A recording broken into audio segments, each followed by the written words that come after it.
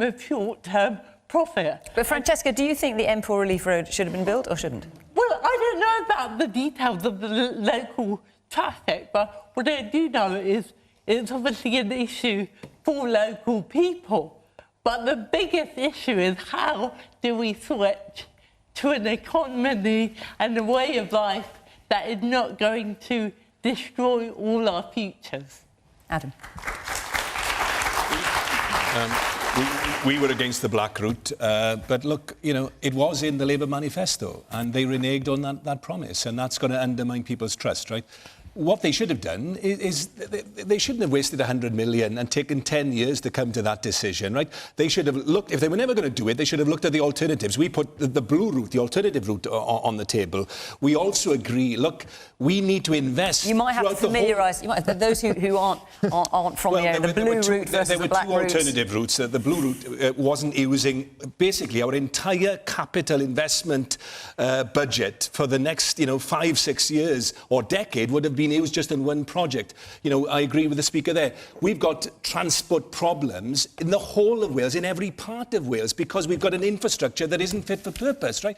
We're the only country in Europe where you can't get from the south to the north or the north to the south by railway without going through the country next door. So we've got to invest in all of that. And yeah, I think we need a different vision. We've got a National Infrastructure Commission that's set up for Wales, which will have business people actually on the table, people like yourselves, sir, actually looking at the whole picture, not just road, but obviously the 21st century infrastructure, and the future has to be public transport. Yeah, woman there in the striped top. I agree totally with Francesca, because obviously I'm a young person, so I'm going to be most affected by all these environmental problems which are being caused. Do the panel not think that all the money that was spent into the various inquiries over the last goodness knows how many years, quite a bit pre my lifetime, quite honestly, it's been going on a while, do they think that maybe the money should have been better spent in more environmentally friendly alternatives that would have linked at Wales more easily for people to use, and then maybe leave the M4 just for, or with a higher priority for trade vehicles? Stephen? Politics is about choices, and one of the biggest dilemmas we have driven by climate change is how do you keep open for business? How do you keep your economy moving? How do you drive up productivity? But how do you also protect our precious planet for future generations? And we, I think, are constantly, as Assembly members, members of Parliament, anyone involved in politics thinking about this, constantly trying to weigh up how you get that balance right. And I think that's why you do need to commission reports, you need to commission analysis, but in the end, you sometimes have to take tough choices. And there are two promises here. Yes, there may be promises in a manifesto, but there is also the promise that we owe to future generations. And that is about protecting our planet. We are seeing the polar ice cap melting. We are seeing sea levels rising. We are seeing extreme weather events. We are seeing fires raging through the warmer parts of the world. Now, I absolutely understand people's frustration about the traffic on the M4, and it's a massive issue in my Aberavon constituency as well. But there is a bigger issue that we have to deal with here, which is about protecting the future of our precious planet. But by the way, the absolute cowardice of the British government of not investing in the Swansea Bay tidal lagoon and refusing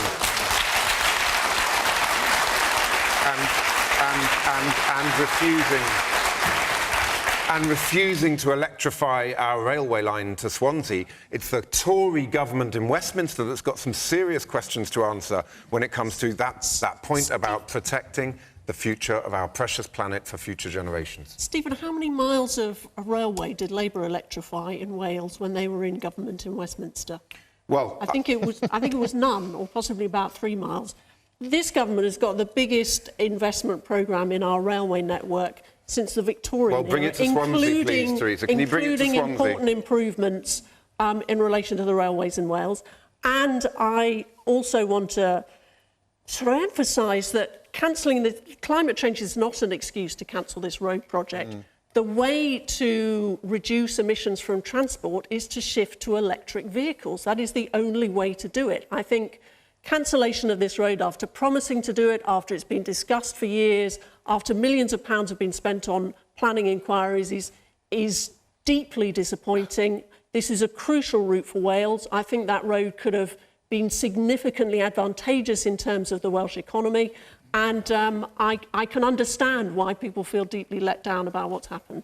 We've got just about time for one more question, which has been much talked about today, so I just want to come to it, if I may.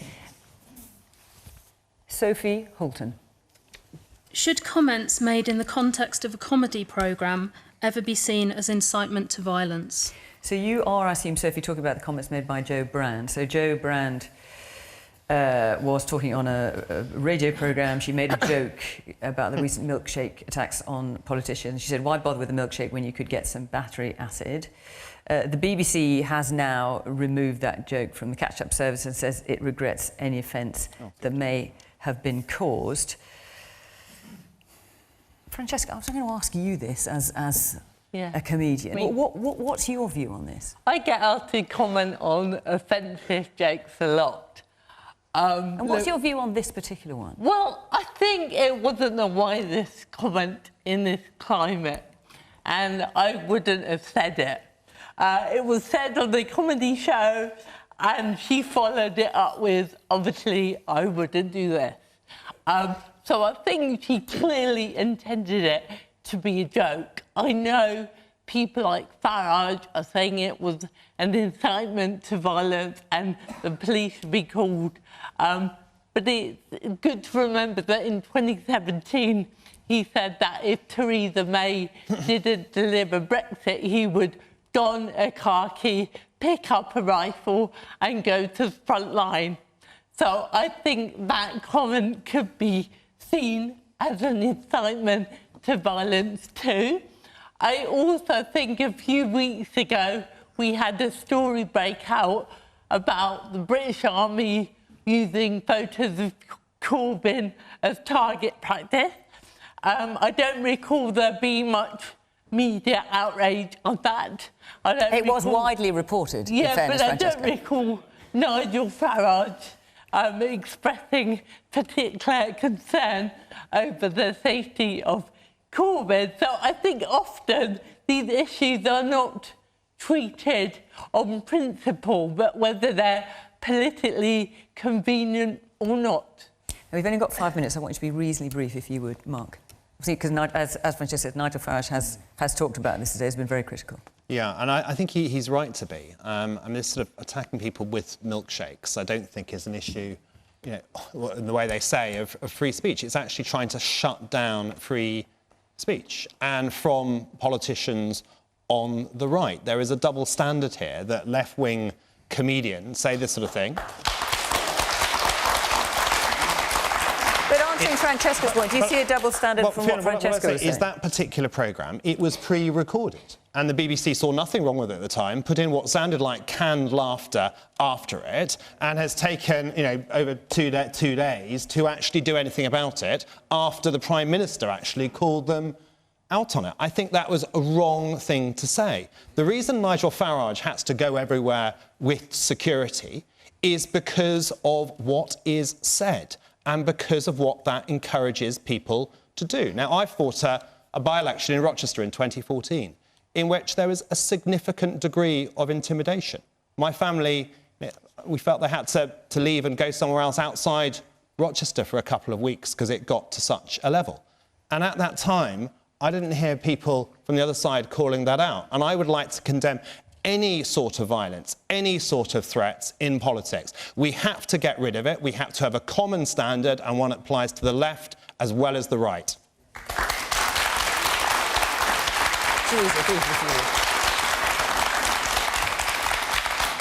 Obviously, I recognise that, you know, comedy, there's a need to be provocative, to outrage, but I think the atmosphere of intimidation that Mark's talked about is a reality. And, of course, we've seen that horrific example in the murder of the late Joe Cox. And therefore, I think the BBC were wrong to broadcast those comments. I really have to say that. It is, you know, in these days, we really can't take those kind of chances. And it was very unwise of the BBC to broadcast those comments.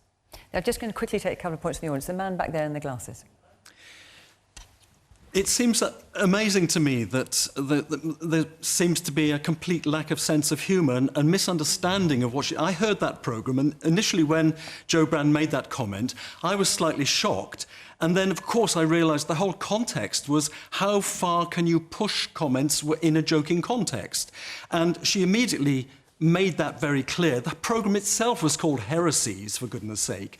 Where's the imagination and where's the understanding that that literal interpretation of what she said was made on the part of somebody who was trying to score a point very cynically? The man in the check chair. I think there's, some of the individual actions and of certain people is abhorrent, but I think based on the fact that in any other country, this current state that we're in terms of we've got a massively divided country in terms of the very close vote for Brexit, we've got our political parties also fragmented. In any other country, or a lot of countries around the world, we'd probably be in civil war now. And the fact that we can all stand here and actually have a discussion and a debate, I think is actually laudable of the country that we live in. I think we've got about a minute left. I need to get Stephen in as well. Yeah. I'm sure that, Jo Brand didn't intend this to be taken seriously, but I suppose the context is that we have, an increasingly violent political language, particularly women in politics, it seems, are suffering this kind of abuse. I've had a death threat, because of my position on Brexit, but, this is part of the backdrop at the moment, isn't it? So I think it's wise for us to be aware of that, and I think we need to kind of all of us need to come together and insist on a civility. We can have civilised disagreement, as you've said, as we've proven here tonight. Stephen? I think we are getting into a dangerous atmosphere where you've got a journalist asking Boris Johnson why he referred to women as letterboxes, and Tory MPs were booing her and not allowing her to speak. We're talking about the joke that Jo Brand made. We've got only about 20 seconds left, so you're going to have to stay on the subject, or we'll never finish the programme. And you've got Nigel Farage going onto Parliament Square and calling it enemy territory. That sets a context in which comments that Jo Brand made are no longer acceptable, because we've got into this nasty, polarised, conflict-based political debate. So we've got to draw the poison out of that. Everybody's responsible for doing that from all sides of the debate. And I really hope that we can get back to a politics and a debate, and particularly on social media, where you can disagree without being disagreeable.